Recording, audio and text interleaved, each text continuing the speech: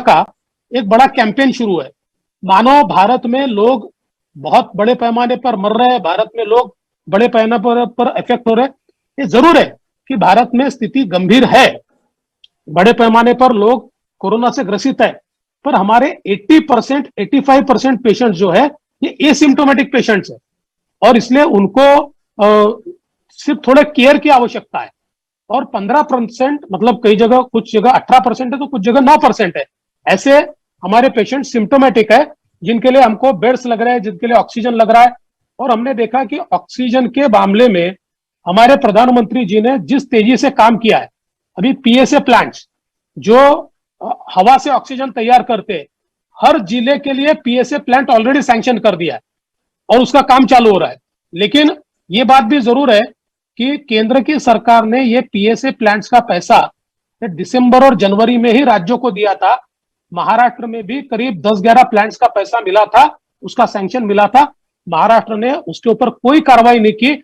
आज वो अगर लगा देते तो कम से कम 10-11 जिलों में यह अवस्था होती कि इस प्रकार से हम लोगों को घूमना नहीं पड़ता। अब राज्य में अलग अलग जो केंद्र सरकार के पीएसयूज है, ये पीएसयूज भी बड़े पैमाने पर ये पीएसए प्लांट जो है ये अलग अलग हॉस्पिटल्स में लगा रहे हैं।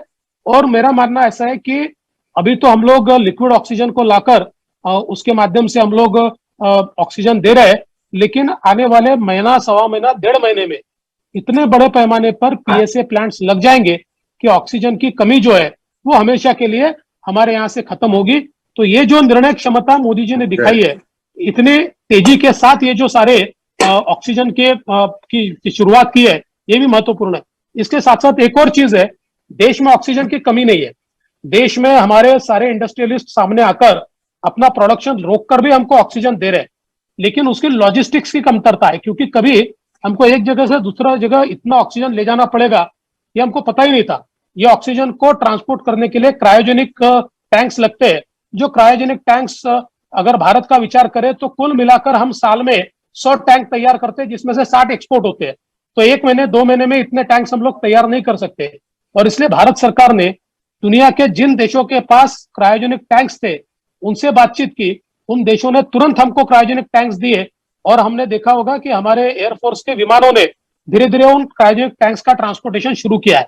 तो ये क्रायोजेनिक टैंक्स अगर हमको मिलेंगे तो इसके कारण देश के अंदर जितना ऑक्सीजन है वो सारा का सारा ऑक्सीजन हम लोग ट्रांसपोर्ट करके अलग अलग राज्यों को दे पाएंगे, और ये ऑक्सीजन की कमी हम लोग दूर कर पाएंगे। उसकी भी व्यवस्था आज बड़े पैमाने पर केंद्र सरकार ने की है।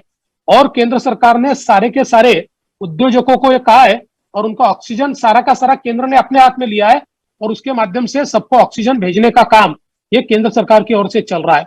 तो मैं इतना ही कहना चाहता हूं कि आज अगर हम देखें तो दुनिया के जितने प्रगत राष्ट्र है, इन राष्ट्रों की जनसंख्या के तुलना में वहां पर कोरोना के पेशेंट और मौत, ये दोनों को हम कोरिलेट करते हैं तो उनकी तुलना में भारत ये बहुत पीछे है।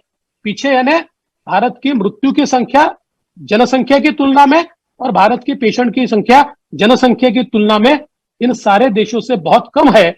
लेकिन जानबूझकर हमारे यहाँ के कुछ हमारे लेफ्ट लीनिंग लोग हैं या लेफ्टिस्ट लिबरल्स हैं, ये सारे के सारे लोग इंटरनेशनल मीडिया को हाथ में लेकर भारत की बदनामी का एक उन्होंने पूरा दौर शुरू किया है।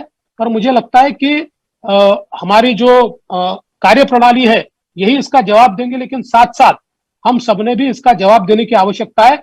और इसलिए मुझे लगता है कि ये सारी चीजें हम लोग समझ ले और समझकर अपने अपनी जगह पर रोज इसका जवाब हमने देना चाहिए। रोज